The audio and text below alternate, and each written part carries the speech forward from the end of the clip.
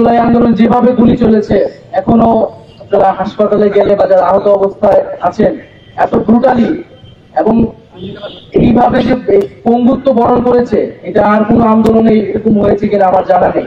এরকম পঙ্গুত্ব বরণ করতে আমি দেখি নেই, যেভাবে মানুষের হাত পা চোখ নষ্ট হয়েছে। যুদ্ধ আহত হলেও এইভাবে আসলে পঙ্গুত্ব বরণ করতে পারে না। তো যারা বেঁচে আছে আহত অবস্থায়, তাদের বেঁচে থাকাটা অনেক বেশি কষ্টের, অনেক বেশি যন্ত্রণা। সরকার অবশ্যই এই শহীদ পরিবার এবং আহতদের পরিবারকে রাষ্ট্রীয় মর্যাদায় পুনর্বাসন করবে এবং তারাই এই জাতির শ্রেষ্ঠ সন্তান এবং তাদের যে রক্তত্যাগ, সেই আকাঙ্ক্ষা অনুযায়ী আমরা বাংলাদেশকে গঠন করব। এবং মাঝে মাঝে আসলে আমরা যারা সরকারে আছি, আমরা তো সবসময় বলতে পারি না, কারণ আমরা নিজেরাই সরকারে আছি, আমাদের সরকারের ব্যর্থতা বা সীমাবদ্ধতা নিয়ে। কিন্তু কষ্ট হয় যখন আমরা দেখি যে আমরা এই শহীদ পরিবার, আমরা এই জুলাই গণহত্যা, আমরা আমাদের এই গণহত্যাকারীদের বিচার, এগুলা বাদ দিয়ে আরো নানান ইস্যু নিয়ে আমরা কথা বলি।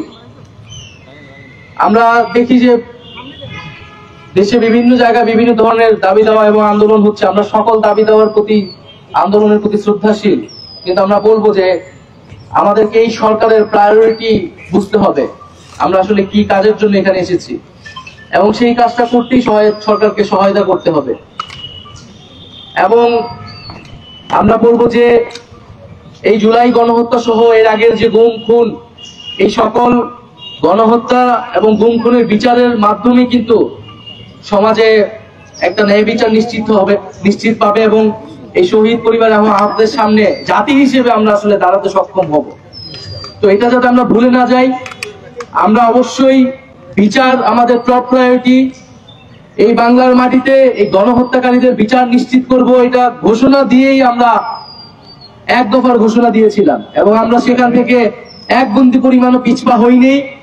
আমরা বিচার নিশ্চিত করব এবং যারা ইন্ডিয়াতে আশ্রয় নিয়েছে এবং ভাবছে যে বাংলাদেশকে তারা বাইরে থেকে অস্থিতিশীল করবে, তাদেরকে বলবো যে বিচারের সম্মুখীন হওয়ার জন্য মানসিকভাবে প্রস্তুতি নিন।